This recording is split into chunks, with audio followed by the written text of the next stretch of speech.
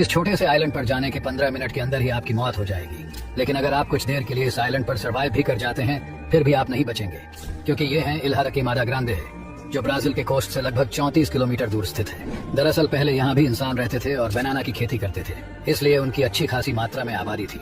लेकिन अब इस आइलैंड को डेंजरस डिक्लेयर कर दिया गया, और वो इसलिए क्योंकि अगर आप इस आइलैंड पर जाते हैं तो आपको कुछ ही मिनटों में एक न एक स्नेक जरूर दिखेगा।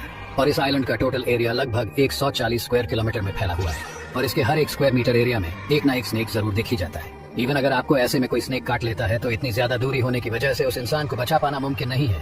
क्या आपको पता है इस प्राणी के ब्लड की सहायता से अंतरिक्ष में पहुंचना बहुत आसान होने वाला है, क्योंकि अंतरिक्ष का टेम्परेचर माइनस में होता है, और ऐसे में चमगादड़ ही एक ऐसा प्राणी होता है जो माइनस जैसे कठिन स्थानों पर अच्छी तरह से जीवित रह सकता है। और इसलिए जर्मनी के वैज्ञानिक ने यह दावा किया कि चमगादड़ की इस एबिलिटी के पीछे का कारण उनके खून में मौजूद एरिथ्रोसाइट सेल्स हैं।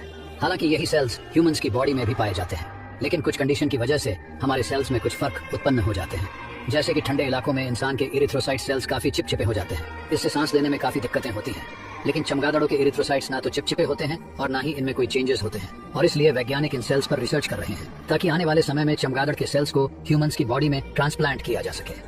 ये एक रोवर से कही गई सबसे सैड लाइन है। दरअसल मंगल ग्रह पर चलने वाला रोवर, जिसका नाम अपॉर्चुनिटी था, उसे वैज्ञानिकों ने मार्स पर सिर्फ 90 दिनों के लिए भेजा था, लेकिन सोलर पैनल्स की मदद से वो करीब 14 सालों तक मंगल ग्रह की सतह पर चलता रहा और लगभग 45 किलोमीटर की यात्रा करके कई मार्स की फोटो भेजी। लेकिन विशाल तूफान की वजह से उसके सोलर पैनल ढक गए, और जब वो बंद होने की लागत में आ गया था तो उसने अपना आखिरी मैसेज अपने घर यानी पृथ्वी पर भेजा, और वो मैसेज था ये: मेरी बैटरी बहुत कम हो गई है और सब कुछ अंधेरा हो रहा है, जो कि शायद एक रोवर के द्वारा कही गई सबसे सैड लाइन है।